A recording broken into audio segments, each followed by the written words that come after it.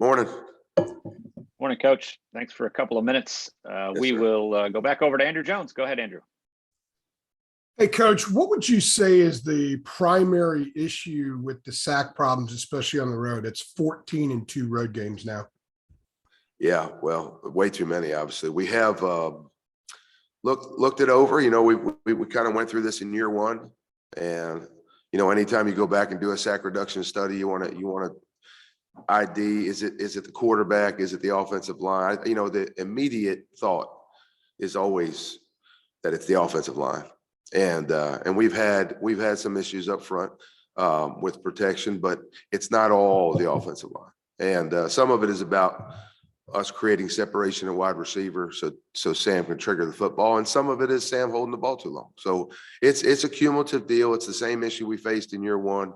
It's got to be addressed. It ultimately falls on me. We talk about having an emphasis every week, and that'll obviously be one of them going into this week's preparation for the Duke game.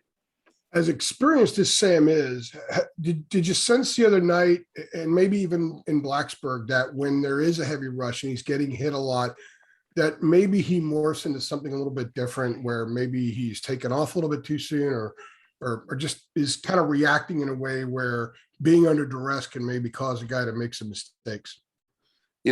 Sam is a competitor, just like everybody else on our offense and our team. And he's trying to make plays. And I think there's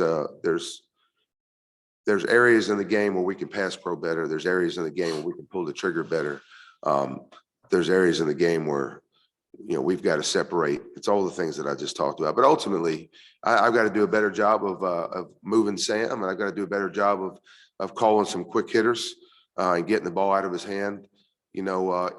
If a quarterback, just in general, his problem is holding the football, one of the easiest ways to get him out of that is to call some quick hits, because those are plays that they only work if you trigger the ball right away. And so now you're forcing him to trigger the ball quickly. And so if I have to do that to train a guy to get rid of a football, we do. Now with Sam is he's really, really good with our quick hitters, and he does a good job down the field. And I think if we emphasize pass pro this week, and I do a better job of setting him and our guys up on some of those downs, we will be fine. Thank you. Greg Barnes, go ahead. Phil, along those lines, we've talked a lot about the loss of some of the playmakers from last year. Do you think some of this is maybe just a trust issue for Sam and trying to build that chemistry with some of the new faces? Well, I think he trusts who's out there. But you have guys with different skill sets. You know what I mean? So you have wide receivers that do different things than the wide receivers last year. You have a slot that, even though Daz was prolific and Josh Downs is prolific, they're really very, very different. So, we're still we're in week 4 here. We've gone through 4 games, and we have a young group of skill guys. And so that consistency and that continuity is going to get better every week. We've seen some major improvements in some things at our skill positions with the younger guys from game 1 to game 4. And I just think we have to be more well prepared for these away trips with regards to playing well early. I think in both the games that we didn't get off to a good start, those games didn't go well for us. And so the emphasis for us is to be more productive on first down and get off to a better start early on in the game. And that's going to be absolutely pivotal against Duke, because they're going to try and limit the number of touches that we get by limiting the number of drives that we have in the game. Also wanted to ask you, Mac just told us that he wasn't sure that the offense had an identity at this point. Do you see kind of an identity forming with this group? I'm having a hard time hearing you, my friend. I'm sorry. Mac had mentioned that he wasn't sure if the offense had a identity at this point. Do you kind of have a vision of what the identity of this group will be? Well, when people ask me, I've always felt like the identity is taking what they give us. And, if there's 11 guys in B gap, we're not going to bang our head on the wall to run the ball in B gap. And if they're dropping 8, we're not going to insist on throwing the football. And the whole system is designed to put us in a position where the odds are in our favor. And there are many different ways of doing that. I think we've got one of the best approaches.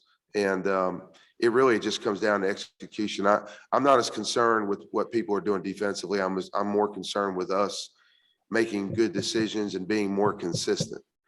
And that's probably the number one priority for us right now, is to be more consistent. And we're hurting ourselves more than defense is hurting us. And that's no disrespect to anybody we're playing by any stretch. I mean, we're playing some good football teams and some good players, but turnovers hurt you. Penalties at bad times really hurt you. Not establishing the run game early on, that hurts you. And those are things that we're not used to doing. We need to react better when some of those things happen, and we need to minimize those things early in the game. And I think as we do that, our production will get back to normal. Great, thank you. Ken Segura, go ahead. Hey, Phil, I got this is the most pleasant exercise for you, but I was hoping you could kind of explain a little bit on the second and 1/3 and 1/4 one runs. What went wrong for you guys? It looked, without knowing the play design, it looked like maybe the tight ends missed blocks on second and 4th downs. We had one that you could probably hang on the RB. We had one that you could probably hang on the tight end. We had one that you could hang on an offensive lineman. And I agree with Coach Brown. I said, when you ought to get 1 yard a high percentage of the time. And we haven't had a series like that since I've been here. Don't plan on having another one. It was a bad series for us, but it goes back to, not to be too general for you, but I mean, it goes back to our consistency. I mean, these are plays that we've run for 2.5 years now, and we've run at a high level. And on each of those plays, we had one player, at least one player, not quite as consistent as they needed to be, and it affected us. And it made it hard to get that 1 yard. And I think, we put our team in a tough spot by not converting. And so as soon as we work on and as soon as we improve being more consistent, I think that's going to have a positive effect in all phases of our offensive game. Adam Smith, go ahead. Phil, hey, when you look at Saturday night and some of the things that went wrong, and was surprise one of the things that you felt about it? Did you think, I guess what I'm saying is, did you think, maybe even excluding the opponents, the way you had played the last 2 weeks offensively, did you think you had turned a corner and those things that bit you wouldn't be biting you anymore? Here's what we do after every game, Adam. You look at all the negative plays and you want to determine, is it something that we did or didn't do? Did we have poor technique? Was it a poorly schemed play? Was it a bad execution by our quarterback or one of our skill players? Is it something that we can improve on and we should be doing well, or is it something we need to scrap because we're just not good at it? Or is it just something that they schemed up defensively? But all of those are different. There's different approaches and different solutions to those. If we don't technique something well, we're not going to scrap it. What we're going to do is get better at it. That's our job. And if schematically it's not a great call or a great play or great against what we're looking at, you would hope during the week that we're probably going to cut it out of the game plan before we reach Saturday. And I think our staff, who does a great job, has done a really good job of keeping us out of bad calls. And I usually don't worry about making bad calls because the staff does such a good job of prepping our game plan. We have very, very high confidence in what we're calling. And I think what it's going to come down to is we have to play more consistently. Now, we'll eliminate bad scheme plays, right? We're going to improve technique when that's the reason why we weren't successful on a particular play. It just depends on what is the issue. When we take the negative plays from the 2 losses out and we watch them in a cut up, it's frustrating to see for the players and the staff that it's more about things that we did or didn't do.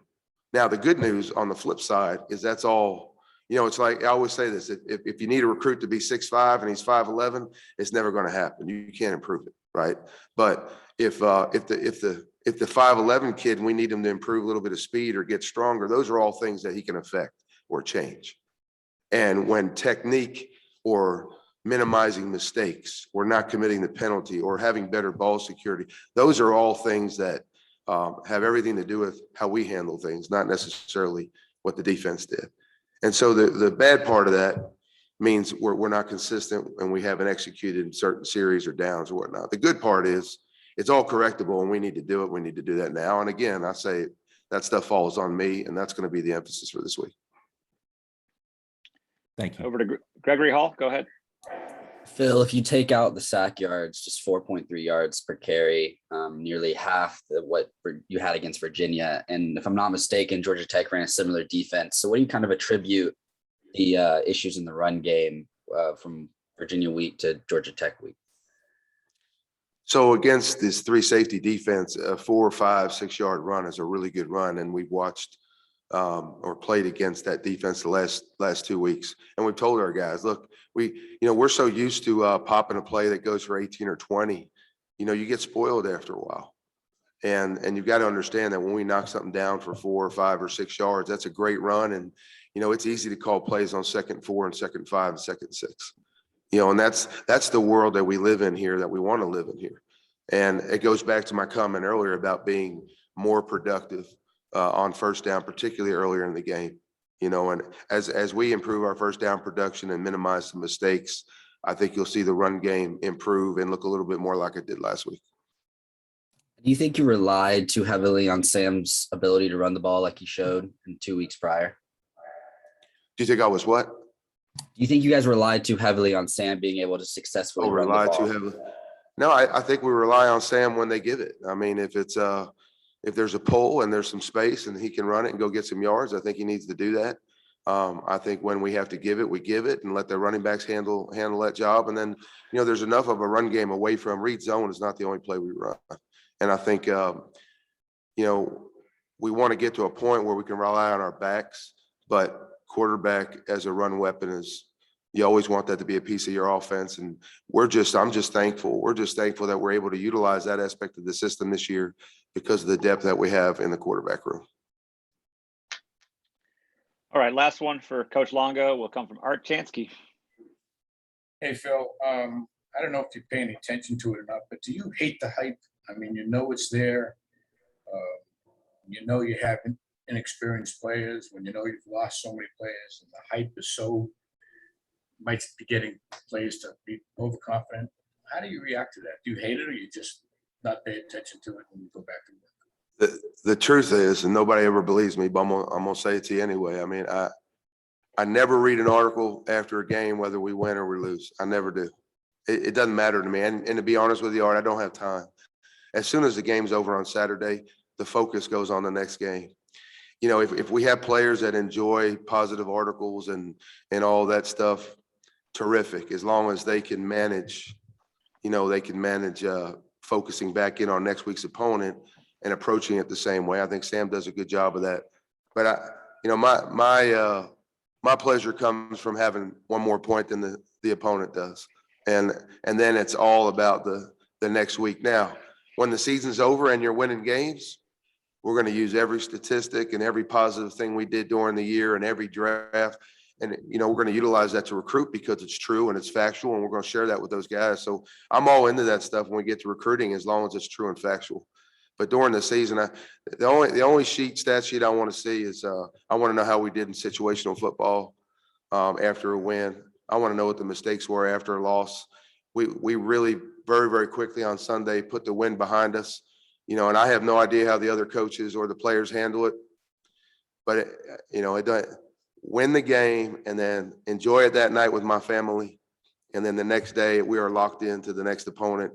And really for maybe a better part of 20 years, that's the way I've handled it. When I was younger, you'd read it all. You want to see your name in the paper and you want to read about all your guys and you want to read about your team and you want to be excited about that stuff. But all it does is pull away from your focus with regards to what's important. That's the next opponent. So it's just been my practice. I don't bother. My wife doesn't talk to me about anything she reads.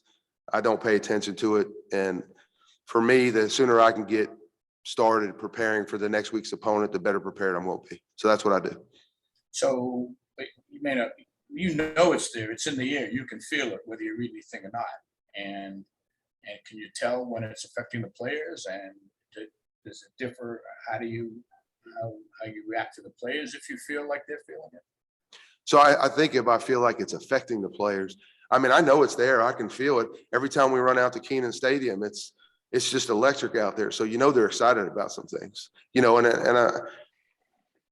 there's hype about Sam, and there's hype about the offense. There's hype about the defense this year and their expectations for them and our team in general. Like, I mean, we're not oblivious to it all, but it's not a focus. And I'm not seeking out all the comments y'all are making, the articles you're writing, and the podcasts and all that stuff. Heck, I could read that stuff from Sunday through Friday. There's so much of it.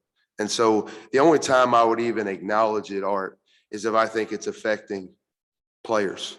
If I think somebody is losing focus because they're enjoying too much of the praise. Outside of that, the major point is to get everybody locked in. It starts with Sam. I always look at my quarterback room and the guy that's running our offense, and I think he's not much different than me now. I mean, he just his first text after I asked him if he's healthy on Sunday morning is what's the first cut up we're looking at and how'd I do in the game, and we're locked into the next deal. So you'd have to ask all those guys how they handle that stuff, but like it or not, that's how I do it. And the only time I think I even acknowledge it is if I think it's affecting a player. Thank you. Thanks, Coach. Appreciate a few minutes this morning. All right. You guys have a great week.